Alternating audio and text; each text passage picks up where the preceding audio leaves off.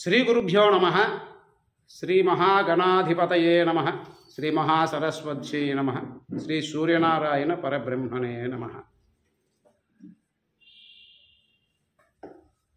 ఆస్తిక మహాజనులందరికీ కూడా నమస్కారాలు. మా పేరు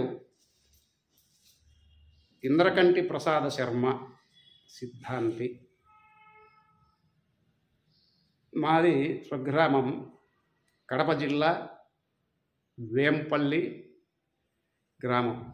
ప్రస్తుతం మేము వేంపల్లి శ్రీ వాసవి కన్యకా పరమేశ్వరి దేవస్థాన అర్చకులుగా ఉన్నాం. తరతరాలుగా మా వంశంలో పంచాంగకర్తలు, సిద్ధాంతులు, దైవజ్ఞులు అని పేరు. మా పితామహులు అంటే మా అబ్బ జేజినాన్నగారు వారి కాలం వరకు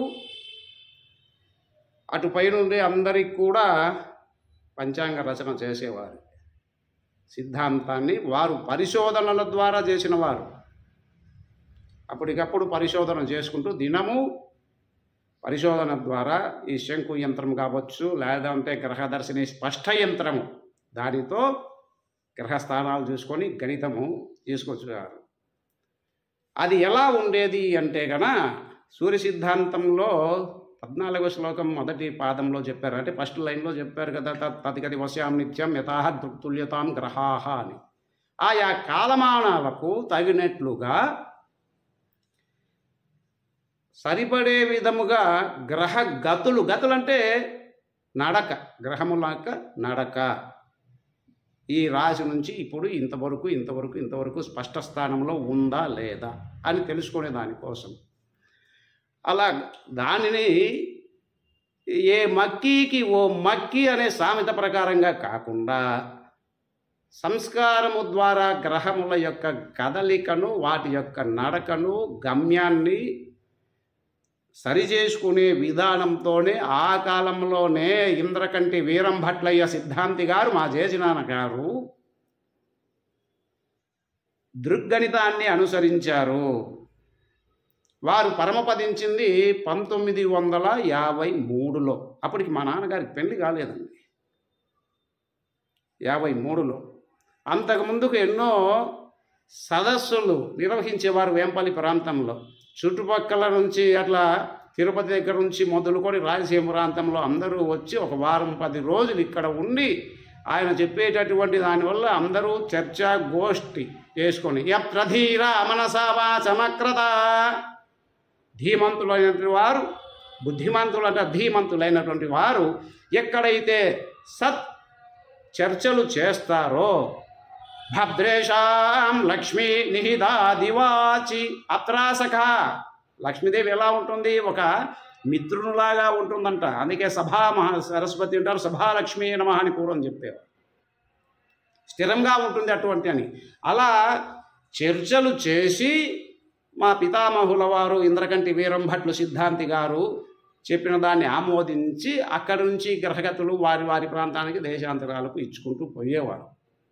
ఆ క్రమంలో కాలానుగుణంగా మా తండ్రి గారి వచ్చేప్పటికీ కొద్దిగా ముద్రణ వేయడం. మా తండ్రి గారు ఇంద్రకంటి వీరంభట్లు గారి కుమారులు, జ్యేష్ఠపుత్రులు, మా కుమారులు ఇంద్రకంటి లక్ష్మీ నరసింహం భట్లు గారు. అయితే లక్ష్మీ నరసింహయ్య అని అంటారు. నా పేరు కూడా ప్రసాద్ శర్మ. అయితే మేము పెట్టుకోవాల్సి ప్రవర ఇట్లాది వ్యవహారిక క్రతువులు చెప్పేటప్పుడు మాత్రం ప్రసాద భట్లు అని చెప్తాం. అదేవిధంగానే మా నాన్నగారు కూడా ఆ ఆర్థికపరమైనటువంటి విధానాల వల్ల వారు పంచాంగ ముద్రణ వేయకుండా కేవలము ఫలిత జ్యోతిష్యాల వైపు వెళ్ళేవారు. ముహూర్త భాగం కావచ్చు, జాతక భాగం కావచ్చు, ఇలా కాలం గడుపుకొని వచ్చారు. మరి మా తరం వచ్చిన తర్వాత మన పెద్దలు పూర్వీకులంతా సిద్ధాంతులు కదా అనే ఉద్దేశం చేత నేను కూడా వేద పాఠశాల నుంచి వచ్చిన తర్వాత 1983వ సంవత్సరంలో కంచి కామకోటి జగద్గురు మహాసంస్థానాధీశ్వరుడి పరమాచార్యుల వారు చంద్రశేఖరేంద్ర సరస్వతి మహాస్వామి వారు, అలాగే జయేంద్ర సరస్వతి మహాస్వామి వారు, అలాగే జగద్గురులు ప్రస్తుత పీఠాధిపతి శంకర విజయేంద్ర సరస్వతి మహాస్వామి వారు ముగ్గురు కూడా జైత్రయాత్ర చేయించు మా స్వగ్రామం ఇంటి వేంపల్లికి వచ్చారు. వేంపల్లిలో దాదాపు 11 రోజులు వారు నివసించారు. ఆ కాలంలో ప్రొద్దుటూరు వాస్తవ్యులంటి బ్రహ్మశ్రీ స్వర్గీయ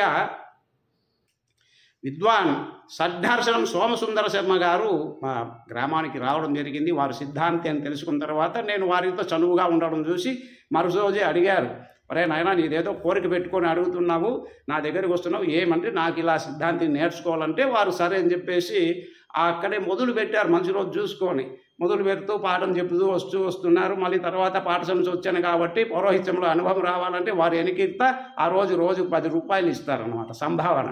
ఇప్పుడంటే వేలల్లో ఉన్నాయనుకోండి. వారితో పాటు కార్యక్రమాలకు వెళ్తుంటే వారు గణితం చెప్పేవారు. ఆ గణితం చెప్పిన తర్వాత 1988 వరకు వారికి అనుసరులుగా ఉంటూ వచ్చేవారిని. 1988లో ప్రొద్దుటూరులో వివాహం జరిగిన తర్వాత ఒక మార్కెట్లోకి వెళితే భారత ప్రభుత్వ ఆమోదిత దృగ్గణిత పంచాంగం అనేది ఒకటి పిడపర్తి వారు పూర్ణయ్య సిద్ధాంతం వాళ్ళు ఎవరో ఉంది పెద్దది పంచాంగము, లోగడ ఆంధ్రపత్రిక పంచాంగం ఉండేదని చెప్పి దాన్ని చూశాను. మా గురువుగారు రాసే పంచాంగము ఈ పంచాంగము 2 వ్యత్యాసంగా ఉన్నాయి. నా గురువుగారి దగ్గరికి వెళ్ళాను. గురుగారు అంటే తాతగారు అని పిలిచాను, పెద్ద ఆయన కాబట్టి. తాతగారు ఇదేముడిది, ఈ పంచాంగం ఏముడిది అని అడిగాను. అది దృక్కు అన్నారు. మనది అని పూర్వ పద్ధతి. దృక్ అంటే ఏముడిది, స్పష్టం ప్రత్యక్షానికి సరిపోయేట్టుగా అన్నారు. మనది ఇది సత్యమైనప్పుడు ఇది అసత్యమా ప్రశ్నించాను నేను.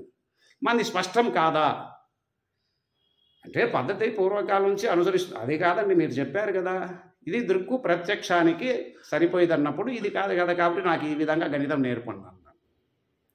అంటే నాయన ఇది ఎఫిమెరీస్ అనేటువంటి దాంతో 1956లో భారత ప్రభుత్వము ఆమోదించిన గణితము దృగ్గణితం. అది ఎపిమెరీస్ అనేటువంటిది అంటే కోష్టకాలతో ఆధారపడి ఉంటుంది, దాన్ని ఆంగ్లంలో ఉంటుంది అని చెప్పారు. మరి మనకు అది రావాలంటే ఒక సూర్య సిద్ధాంతం చెప్పాను కదా, ఇప్పుడు ఒక శ్లోకంలో 14వ శ్లోకం స్పష్టాధికారంలో మొదటి లైన్ చెప్పరా అన్నాడు. అటువంటి అదే చెప్పాను, తద్గతి వసా నిత్యమతాగ్రతులేదంటారా చాలు. ఆ కాలానికి గ్రహగతులు ఈ నేటి కాలానికి సరిపోయే విధంగా రావాలి అంటే సంస్కారాలు చెయ్యాలి. అంటే నేను అడిగాను, మీరు సంస్కారాలు చేసి తీసుకొచ్చి వయోభారం, మరి ఇది అలా ప్రయత్నేన సిద్ధిర్భవతి, గురువుగారు ఆశించారు, నువ్వు ప్రయత్నం చేసి సిద్ధి వస్తుంది, నీకు సిద్ధి కలుగుతుంది అని. సరే కొద్దిగా నాకు జ్యేష్ఠ పుత్రిక పుట్టడం, ఆ కుమార్తె పుట్టడము అవి ఉండడం, కొంతకాలానికి నేను ప్రత్యేకంగా అంటే కుటుంబం సపరేట్గా రావడం, ఇలా చేసుకుంటూ దాన్ని ఆ పుస్తకాన్ని ఆ పంచాంగాన్ని పెట్టుకున్నాను ఇది ఎలా వస్తుంది అని. పూర్వక పద్ధతి అనేటువంటి గ్రంథాలు కొన్ని వందల సంవత్సరాల నుంచి వంశపారంపరగా వచ్చేటటువంటివి కూడా నెక్స్ట్ వీడియోలో ఎందుకు అది అనేటువంటి దాన్ని మీకు తెలియజేస్తాను. దాన్ని అలాగే అనుసరించి వస్తే దానివల్ల అది గ్రహముల యొక్క స్పష్టస్థానము రాక పూర్వకాలం నుంచి అనుసరిస్తూ వస్తున్నటి గ్రంథముగా పూర్వ పద్ధతి అనే పేరు. సిద్ధాంతంలో పూర్వ పద్ధతి దృక్పద్ధతి అని లేదు, మనం పెట్టుకున్నది పూర్వ పద్ధతి అని. ఇప్పుడు నేను మీకు వీడియోలో కానొస్తున్నాను అంటే మీకు దృక్కు ప్రత్యక్షంగా, అలా కాకుండా ల్యాండ్ ఫోన్లో నేను మాట్లాడినాను అనుకోండి, అది అప్రత్యక్షం. అంటే గణితం అనేది ఉండదు, గణితం ఉంటుంది ప్రత్యక్షానికి రాదు. ఇలా వీడియోలో కానొస్తూ మీతో సంభాషణ చేసేటప్పుడు ప్రత్యక్షం అంటే స్పష్టం. దృక్ అంటే కన్నుకి మనం చూసేప్పటికీ ఆకాశంలో గ్రహగతులు సరిపోవాలి. కాబట్టి అని చెప్పి ఆ గణితాన్ని పెట్టుకొని ఎలా సాధన చేయాలి అని మనకు పూర్వంలో పద్ధతి అనేటువంటి గ్రంథాలలో ఎలా తెలియజేశారంటే ఉజ్జయినిని 0 అక్షాంశంగా వారు పేర్కొన్నారు. 1885లో బ్రిటిష్ వారు ఉజ్జయిని కేంద్రముగా ఉన్నటువంటి శూన్య అయనాంశగా శూన్య కేంద్రంగా ఉన్న దాన్ని తీసుకువెళ్ళి లండన్ దగ్గర ఉండే గ్రీనిచ్ 0 శూన్య అయనాంశగా వాడు అక్షాంశ రేఖాంశాలుగా ప్రకటించారు, అక్షాంశగా ఇచ్చారు. అక్కడి నుంచి భారతదేశంలో 4 విధాలైనటువంటి సమయ యొక్క కేంద్రాలు ఉండేటి, అంటే టైం జోన్లు ఉండేటి. ఒకటి కలకత్తా జోన్, 2 ఉజ్జయిని జోన్, 3 మద్రాస్, ఇప్పుడు మెడ్రాస్ అంటున్నారు, మద్రాస్ జోన్, 4 బొంబాయి, ఇప్పుడు ముంబై అంటున్నారు. ఈ 4 జోన్లుగా ఉండేది. భారత మొదటి ప్రధాని పండిత్ జవహర్లాల్ నెహ్రూ గారు ఇలా ఉండకూడదు, దేశంలో అంతా ఒకే సమయపాలన ఉండాలి. ఎందుకంటే విమానాలు రాకపోకలు కావచ్చు, ట్రైన్ రాకపోకలు కావచ్చు, 4 జోన్లు ఉంటే టైం లేనటువంటిది అడ్జస్ట్ చాలా కష్టపడేది అన్నమాట. అటువంటిప్పుడు ఒక పెద్ద సభ ఏర్పాటు చేసి, అయ్యా మీకు 6 నెలల్లో, సంవత్సరమో, 4 నెలల్లో టైం ఇస్తున్నాను, మీరు తేల్చండి అన్నప్పటికీ భారతీయులంతా కూడా ఇప్పుడు ప్రస్తుతం 82.30 డిగ్రీలు అంటే 82.30 డిగ్రీ వద్ద భారత కాలమాన తూర్పు రేఖగా అంటే IST ఇండియన్ స్టాండర్డ్ టైం జోన్గా నిర్ధారణ చేసి అక్కడ నుంచి కూడా మనము గణితాలు ఇవ్వడం మొదలుపెట్టాడు. దాన్ని కూడా పండిత్ జవహర్లాల్ ఇచ్చినప్పుడు ఆ గణితాలు ఏవైనా ఉన్నాయంటే ప్రత్యక్షానికి రావాలా అని చెప్పేసి ఉద్దేశంతో ప్రత్యక్ష గణితము అని చెప్పి దృగ్గణితము అని చెప్పి ఇచ్చి ఆ రోజు కూడా ఒక ఛాలెంజ్ పెట్టారు. ఈ గణితాన్ని తప్పు అని నిరూపించగలిగితే ఈ ₹1,00,000 బహుమతి ఇస్తామని అన్నారు. ఇంతవరకు ఎవరు పోయినట్టు లేదు, ఆ బహుమతి ఎవరు కొనలేదు. అదేవిధంగానే నేను మా గురువు గారి దగ్గర నుంచి ఉన్నాడు కాబట్టి వారు చెప్పారు కాబట్టి ఆ కాలంలో 1990 ఆ మధ్యాల ఈ యొక్క ఇంత టెక్నాలజీ సాంకేతికత లేదు కాబట్టి ఒక అట్లాస్ తెచ్చుకోవాలి అన్నా కూడా నెల పట్టేది. తద్వారా ఆ అట్లాస్ తెచ్చుకొని నా గణిత స్థానం రేఖ ఎక్కడుంది, ఆ IST రేఖ ఎట్లా అని చెప్పేసి దాన్ని దాదాపుగా సరి చేసుకొని రావాలి అంటే ఆ పంచాంగం ప్రకారం సరి చేసుకొచ్చి నాకు 1 సంవత్సరం పట్టింది. 1 సంవత్సరం నాకు పట్టింది. ఉజ్జయినికి వస్తూ ఉండి ISTకి మనమైతే సమయాన్ని కలుపుతున్నామో ఎక్కడి నుంచి వేంపల్లి అనుకుంటామండి, వేంపల్లి ఉదాహరణకు నా స్వగ్రామం వేంపల్లి నుంచి ఉజ్జయినికి పోవాలి.